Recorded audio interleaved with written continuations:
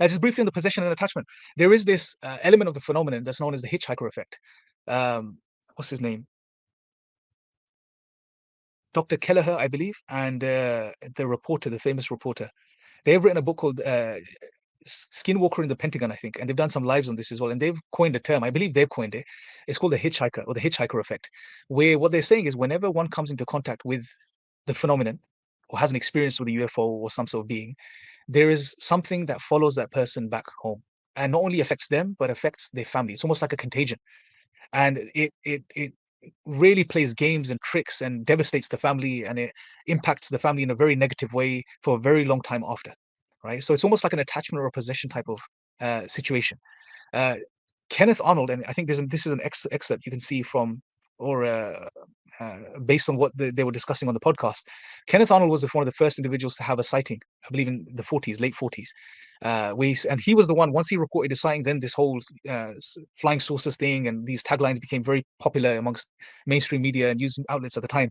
But this was one of the first individuals, a pilot, to report these sightings. He observed like 9 craft or something. His daughter later on I believe on a radio interview, highlighted that her family and his house and he himself was affected by something, after this experience that stayed with him. Many abductees and people that have had contact make the same claim that they are followed by something. Something attaches itself to them. Something affects them in a negative way. Not only them, but their families.